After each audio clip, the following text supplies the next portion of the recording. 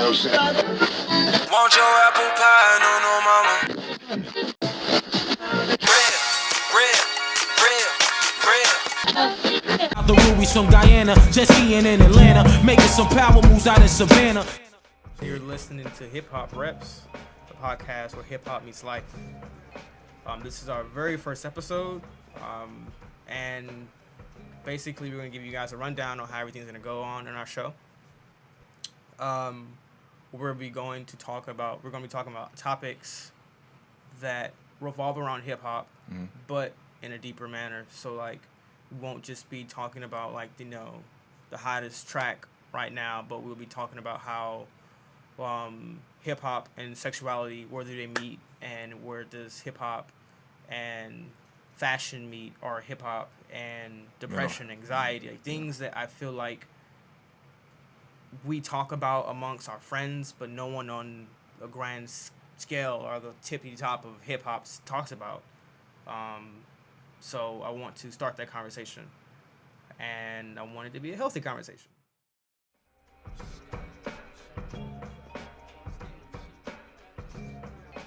My name is Simone John Thomas. I was born in Atlanta, Georgia. Navigated down to Savannah for college. I originally attended SSU, and now I'm at Armstrong, Georgia Southern, my senior year studying IT and cybersecurity. And yes, I know IT and cybersecurity. Why is this dude doing hip-hop? Because hip-hop is in my lungs, is in my ears, is in my blood. I love talking about this.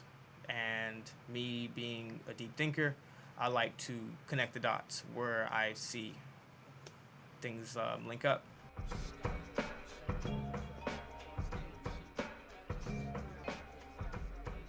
I'm Jason, a.k.a. Africa. I'm from Savannah, born and raised. I can say I love hip-hop because, like I tell people before, like, hip-hop was like a father figure to me. Like, the people I listened to, like, they pretty much raised me and taught me how to carry myself, because I didn't have a man to tell me. So the people that I listened to, the music that I chose to listen to, they gave me the guidelines on how to live and how to survive and how to make money and how to talk to women and, like, all of that, how to handle busters and how not to be a sucker and, like, all that type of shit. Like, I learned all that from hip-hop music.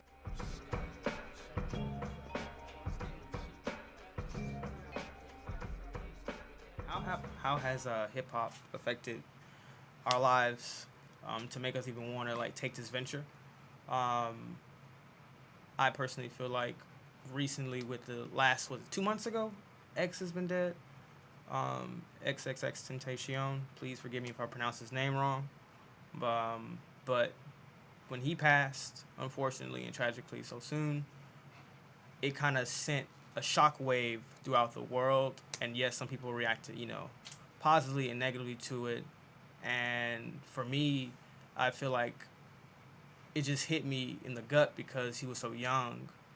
And the fact that he was I don't even think he was at the peak of his career yet. Like, he just became, like, notarized by everyone in the game. And he was doing big things, and then boom, gone like that. And so knowing that any day could be my last, I wanted to do this, to have a voice and create a platform, not just for myself, but for my fellow peers in the rap industry.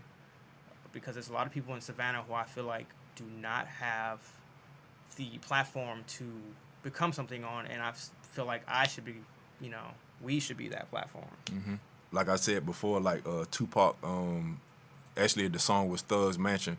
Like, I remember being, like, inches away from committing suicide, and it's Tupac's Thug's Mansion song when he was like, he was about to commit suicide with the 9 in his hand, and all he could see was his mother's eyes. Like, I remember, like, about to commit suicide, and I just remember him saying that in the song, and I was like, shit, like, I can't kill myself in my mama's house and she walk in here and see me dead Yeah, because for it was sure. just me and her living together. You know what I'm saying? Like, I just remember that, and I listened to that song today. Actually, I was like, damn. But like music, like hip hop music, helped me get through depression. Like knowing that people like Tupac felt how I felt. Yeah. I was like, me and that man like two completely different people. You know what I'm saying? But like, what would make him? I don't know what he was going through to make him feel like that. To like want to say that. You know what I mean? Yeah. So like, what really separates us? I feel like we two completely different people. But like, maybe we are the same to some degree. You know what Yeah, I'm saying? for sure. It's a lot of other people that I listen to. Like I tell people, Zero from Houston, Texas. Like in 2007 when I went in the army and I had a bunch of Mexican guys from Houston. They was like, man, you need to listen to Zero. And I'm from Savannah. I was talking about Camouflage, and they was like, man, no, you need to listen to Zero. And like the way I was feeling from me listening to him, I was like, what the fuck?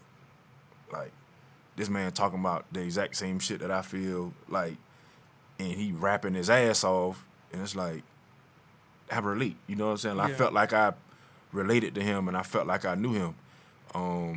He helped me get through a lot of my depression, but it was people like Currency. Like when I was down in my depression, like I started listening to him in 2008, and like he just like completely transformed my life. Cause like his life was, and the shit that he talked about was complete opposite from depression and being down. Yeah. You know what I'm saying? Like, and the stuff that he was talking about was the stuff that I was already on, but I didn't have anybody to express it that was out there that I was knew of. You know what I'm saying? So like, he made my life do a complete 180 to make me towards like depression ain't shit. Like fuck depression, it's gonna happen, but fuck it. Like find something good to like to shed light on it and get over that shit. You know what I'm saying? Like find the positive in life, like no matter what the negative is. You know what I'm saying? Like I say, hip hop music, that shit saved my life, and that shit made me a better person. That shit made me a man. Like no man, no male walking the face of this earth can like take credit for like raising me. Like some people can be like, my father raised me, or my Yeah. uncle taught me the game, or my daddy taught me the game, or my big cousin, you know, he the one like took me under his wing, or I had a big homie. Like I ain't have none of that shit. Yeah. But for I sure. can go to fucking FYE or Best Buy and go buy a CD and be like, shit, I know about Pimp C. Like, let me see what he talking about. Like Pimp C was telling you not to be a fuck nigga. You know what I'm saying? Yeah. Like be a G. I can go buy a Tupac CD or a Biggie CD or like whoever. You know what He I'm give you the saying? game. You feel me? And like they was giving me like real life game that I can like internalize. And when I saw situations that they were talking about, I can say, well, shit. He just talked about, okay, this how I should handle this situation. You know what I mean? Yeah. So, like I said, that shit raised me, man. Hip hop music literally raised me outside of my mom. When it comes down to it, I've never really experienced anything suicidal. I think I have once, but nothing like so severe where I'm like, oh my God, I'm on the brink. And people who are struggling with that, I sympathize for them. But personally, I think the reason I never got to that point anyways because I was listening to people who was like pushing me forward. Like I sent you guys the other day, my podcast, not my podcast, excuse me, Playlist. my playlist Yeah. of called Evolve and Grow. It's just music, from Young Jeezy all the way to Logic. Just like telling people, yo, get in your grind, get in your shit. Like just in case things don't work out, plan ahead. It's gonna be okay. Because the fact that I have friends, and we all have friends who tell us it's gonna be okay, it's gonna work out, don't worry about it, yada yada yada. But inside, you still feel like shit, and you're like, what am I going to do? And when I listen to Logic sometimes in some of his tracks, especially his first album, which to me personally is like one of my top 10, it's like when you hear so much motivation, you hear his story about how he started from the bottom to where he is now. It's like, man, I feel like if I really can put the work in, I really can become something. I really can make something out of myself, and I don't have to be like this stereotypical dude from East Atlanta who's still on the block.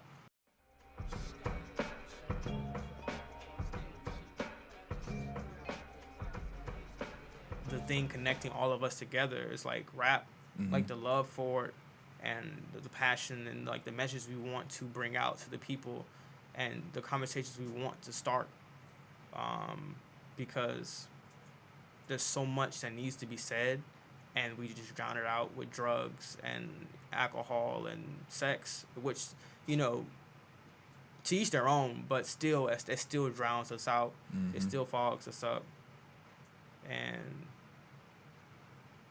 we need people to say, "Hey, that's cool." I feel like J. Cole did it, on his last album. Choices. But I feel like if the more popularized artists like a Smoke Perp or a Lil Pump were to like change their tone of direction on like how they view like drugs and stuff like that, that can really have a major influence on how the generation after me and after that generation, because they're all listening to them right now, they will really change to how they're going to like grow up. Because 9 times out of 10 right now, like Lil Pump song, all my niggas drug addicts. It's like, yo, what the fuck is this? Yeah. Like, what is this? Like, you're like, I feel like he's legitimately poisoning like people's minds. And but not to cut you off, but it's like you like, and I know a lot of people and I'm pretty sure it's a lot of people that's out there in this world, especially in the ghetto, in the hoods across America. Like when Bootsy was out, and like I just was talking about earlier, like ecstasy pills. Yeah. Like shit died down, but you done got high off some pills and like, fuck that shit, I'm about to go do something. You know what I'm saying? Like I want to go do something to him. And like that shit fucked up. Like I know a lot of people in prison right now for like just getting high off ecstasy and listening to Bootsy. You know what I'm saying? That's wild. If parents took the time to teach their kids from right and wrong, they wouldn't have to learn life lessons through a song.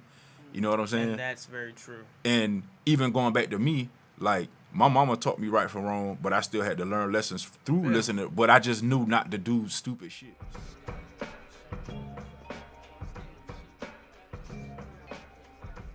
This is Hip-Hop R.E.Ps, the podcast where real life meets hip-hop. And last thing I want to say, a little word of encouragement to anybody out there who might be struggling to bring an idea to life or might be struggling just to fit in somewhere else. Because I was talking to a good friend of mine earlier today, and he was struggling trying to fit into an industry.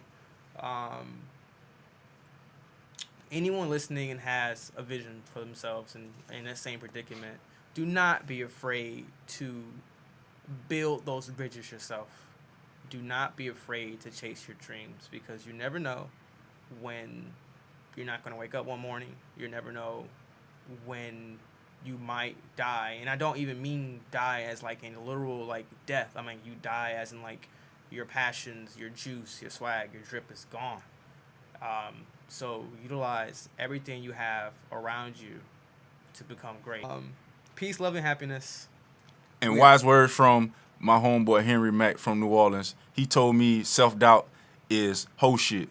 Don't doubt yourself. No, Keep don't going. be no hoe shit. Don't be on the hoe shit. Self-doubt is hoe shit. And don't be no hoe. We out.